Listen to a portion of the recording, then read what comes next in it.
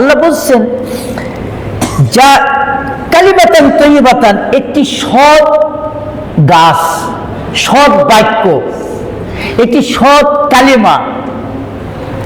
এই কালিমাটা এক্সাম্পল, মিসাল হলো, এটা সৎ বাক্যের তুলনা হলো, এটা এমন একটি উৎকৃষ্ট গাছ। এই গাছটা এমন যে আসলুহা সাবিতুন, এই গাছের মূল খুব সুদৃঢ় মজবুত। ওয়া ফারউহা ফিস সামা, এই গাছের শাখা প্রশাখা একবার আল্লাহর আসমান আরশ পর্যন্ত। সুবহানাল্লাহ। এই গাছের নাম দিয়েছেন আল্লাহ তাআলা কালিমাতুন তয়্যিবা, আমরা যেটাকে পড়ি লা ইলাহা ইল্লাল্লাহ। তাহলে যত বিষাক্ত গাছ, এই বিষ গাছকে দূর করে অন্তরের মধ্যে যদি ঈমানের গাছ বুনতে হয়, রাজি আছেন তো? ঈমানের গাছের নাম হলো লা ইলাহা ইল্লাল্লাহ। এই বিষাক্ত গাছকে কেটে যদি ঈমানের গাছ বুনতে হয়, যদি বিষাক্ত এই বৃক্ষকে উৎপাদন করে আপনার অন্তরের বাগানে যদি জান্নাতের বাগান বানাতে চান, সেই গাছের নাম হলো, সেই কালেমার নাম হলো লা ইলাহা ইল্লাল্লাহ। এটা এমন একটি গাছ, এমন একটি পবিত্র বাক্য। আল্লাহ বলেছেন কালিমাতান তয়্যিবাতান, পবিত্র বাক্য।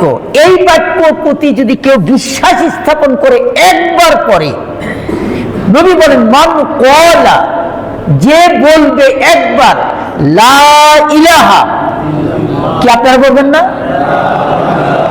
ইল্লাল্লাহ মুখলিসান, মানে যদি আন্তরিকতার সাথে, ইখলাস, পরিশুদ্ধ নিয়তে, যে আল্লাহ ছাড়া কোনো ইলা নেই, আল্লাহ ছাড়া কোনো মাবুদ নেই, আল্লাহ ছাড়া কোনো ইজ্জত, সম্মান, কুদরত, ক্ষমতার মালিক নেই, আল্লাহ ছাড়া কোনো রাজত্বের মালিক নেই, আল্লাহ ছাড়া কোনো প্রভু নেই, আল্লাহ ছাড়া কোনো প্রশংসার মালিক নেই, আল্লাহ ছাড়া কোনো জিকির ফিকির নেই, আল্লাহ ছাড়া কোনো রুকু সেজদা নেই, আল্লাহ ছাড়া কার কাছে মাথা নত করব না, আল্লাহ ছাড়া কোনো মাবুদ নেই, উপাস্য নেই, একবার পরে নবী বলেন ফাদাখালাল জান্নাহ, ও দৌড়াইয়া জান্নাতে চলে যাবে।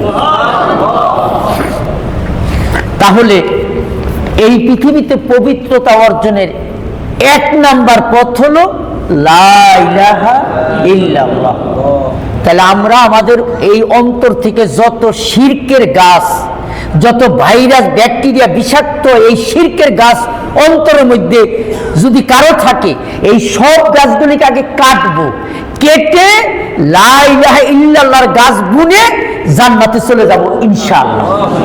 আল্লাহ তৌফিক দান করুন।